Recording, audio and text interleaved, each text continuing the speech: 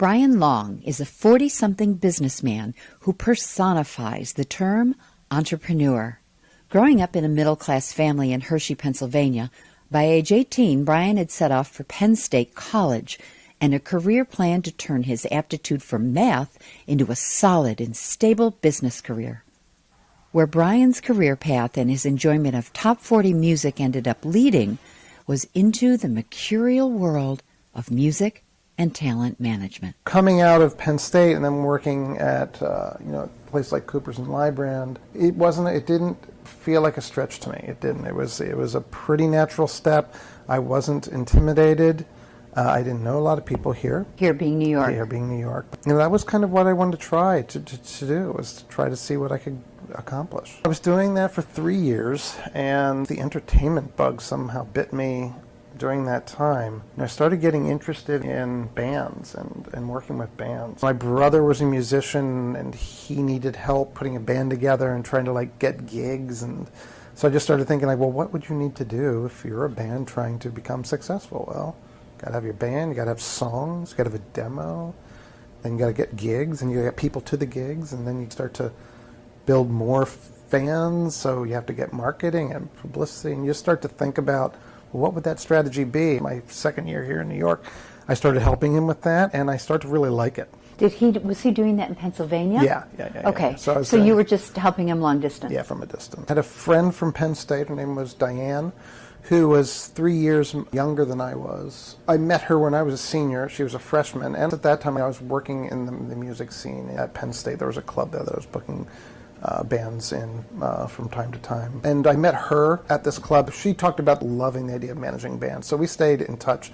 And then when I decided I was going to give it a shot, I kind of was able to do it because she was graduating school, and it was something she was interested in doing. So we kind of worked out a deal where I would work, make money, and she and I would develop this idea of creating a roster of artists and seeing what we could do with them. When you say work and make money, you were going to stay in your day job? Yeah. Okay. Yes. And then at nights we would talk about what we needed to do with the bands. Weekends we would go meet with bands. And then she would be responsible for the day-to-day stuff. But that flipped. After about 2 years of doing that, 2 or 3 years of doing that, we started getting quite successful. We started having some really good bands who we were able to start to bring here to New York and put in front of record people. Up until then, it had been regional, local. Where were you doing the promoting and the bands? Yeah, mostly in Pennsylvania, because that was the scene that we both had known. Once we had bands that we knew could get the attention of labels, we had a really good demo, someone could hear their music and be like, yes, that's good.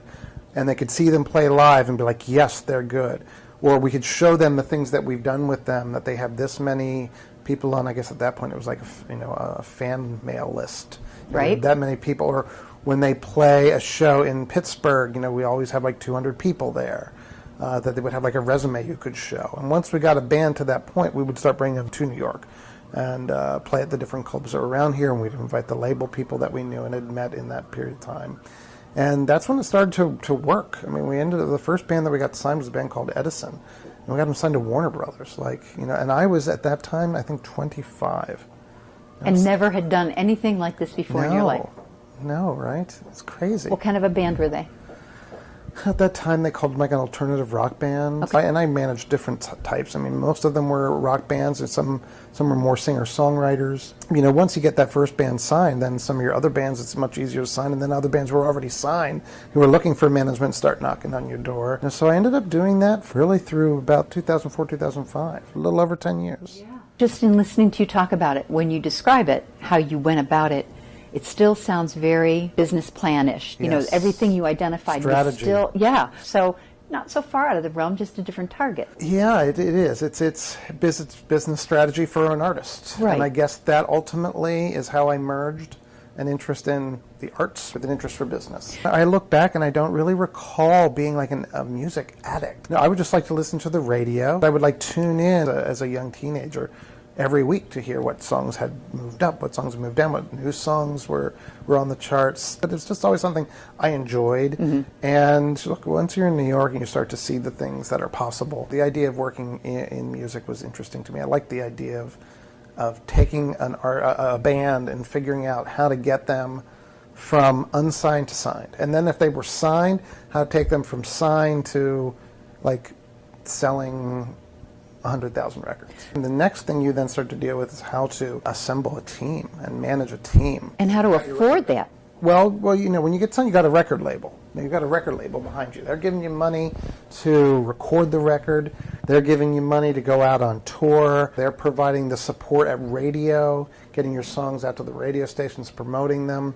They drive most everything. So as a manager, what you're doing is looking at what they're doing and figuring out what they're not doing, what they're not necessarily interested in, that is still helpful for the band. If I have a band that's out touring for 26 days a month in different places, Georgia or Illinois or Texas or Arizona, wherever it might be, one thing I really like to do is get out on the road and create like a whole itinerary whenever we would go into a town. What I would try to do is time it so we would get there in the morning and we would try to have a radio station visits, like whatever radio station in that area would be the format for what that band plays. Like we'd try to get there and like do like an on-air interview or a performance. Sometimes if we couldn't get that, we'd just go visit them.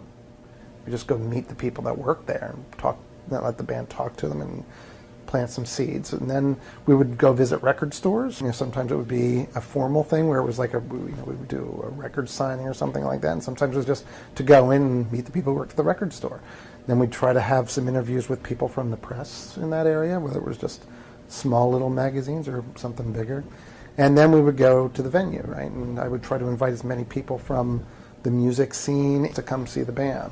So that was an area where the record label doesn't do as much, but myself and Diane, my partner, that was important to us, was that when we were in a place, we were going to do everything we could to get people aware of the project. And it worked. The record business, the music business started to change significantly in the early 2000s. Because record labels lost control of the revenue stream. Like they lost control of the only way you can hear my music is either by listening to the radio or buying a record or a CD.